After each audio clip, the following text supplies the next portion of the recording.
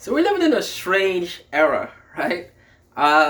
It came out recently, last couple of hours, that it was actually Russian hackers that shut down that colonial pipeline that's affecting all these red states from Virginia to Florida to Arkansas, the Carolinas, Georgia, Tennessee, Alabama, Mississippi. All those states are suffering right now with shortages, hoarding, and eventually what may lead to people maybe fighting and killing each other over resources that is shut down and cut off from them. The source of their issue, this problem, is Russian-based hackers, right? Whenever something gets hacked in this country, whether it's the political system, within the last couple of years, since 2016, the most notable, that happens, it always ties back to Russian-based hackers, right? It's not a new thing. It's not a new threat. It's stuff we've seen happen before, and nothing was done in the last 4 years about it. If anything, the investigating bodies, the FBI, the cybersecurity people, during the Trump era, most of them were fired, let go, berated, and destroyed by Donald Trump because he didn't want to hear that he won an election because Russia hacked it, nor that the election he lost, there was no fraud to be found, there's no electronic issues with ballots or polling or whatever, right? He didn't want to hear that, so he fired most of those people. The last person, noticeably the director of cybersecurity in this country, Christopher Krebs, who was fired for doing a good job, right? He left Biden with an empty playbook. Biden went into the White House on January 22nd as if I went into the White House. He didn't know shit that went on the last 4 years whilst Donald Trump was in that White House, right? He didn't get any conversation with Donald Trump over this is happening, that's happening, this is ongoing, this is, this needs to be looked at, right? Facts. So why is it today, Fox News, all the social media, Republicans are blaming Biden and Democrats for the pipeline being hacked, right? We're fighting with each other when Russian hackers, whether they're allowed to do this basically by the Russian government, right? Because the Russian government isn't doing shit to stop them. I'm not sure the scale of the involvement, the degree of the involvement of the Russian government with these hackers.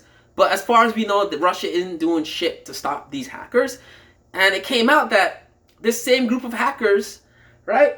They hacked literally every other place on the planet, from sub-Saharan Africa, the Chinese government, to Taiwan, Europe, America, a lot of the Western countries, but they never hack anything to do with Russia, right? So there has to be something to be said about that, right? But what do we do as American adults, citizens, voters, right?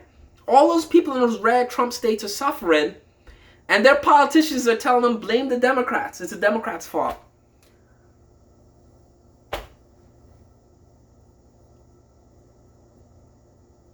Right? Cold War, right? Who was the enemy? Russia.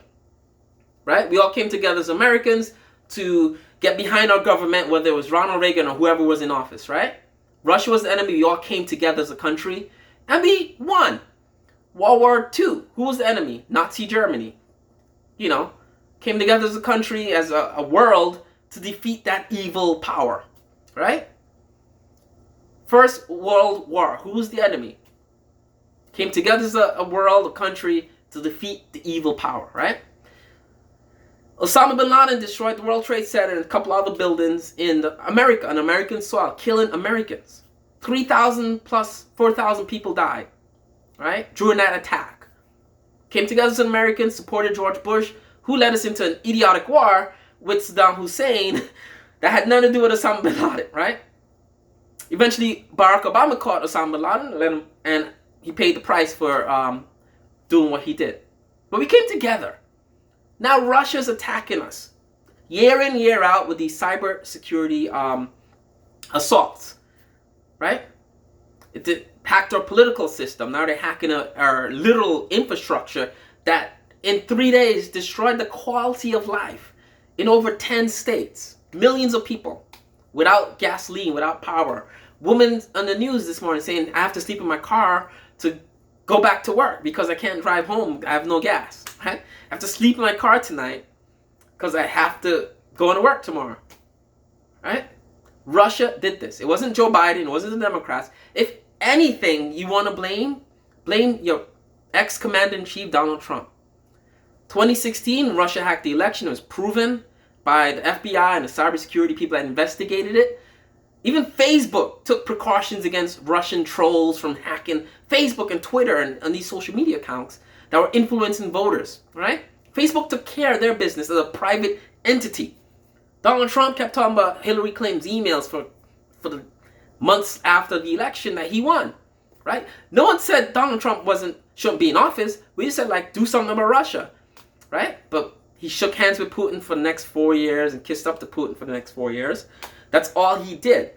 And the last thing he did before his ass was sent packing was to fire the one guy that would have prevented something like this, the cybersecurity chief, Christopher Krebs, the director of cybersecurity in America. He fired the guy for a stupid reason because the guy said there was no election fraud, right? Liz Cheney today is being kicked out of whatever she's in charge of because she's saying there's no election fraud, right?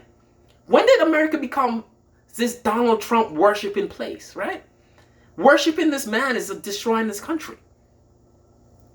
You know? Donald Trump is what? Almost 80 years old. In like 10 to 20 years, he'll be dead and gone, forgotten. No one gives a shit, right? Right? I have a 6 and 3-year-old kid. When they get to my age, they're not going to know who Donald Trump is, right? Nothing Donald Trump could do could improve the quality of my kids' lives when they get to my age, right? Or your life when your kids get to your age, right? Nothing Donald Trump could do affects me positively in any goddamn way, right? So the hell should I sacrifice my American identity, right, to support a man that's going to be relevant if he isn't already, right? Why sacrifice your identity, your Republican politician or voter? Why sacrifice your integrity for a dude, right? A dude.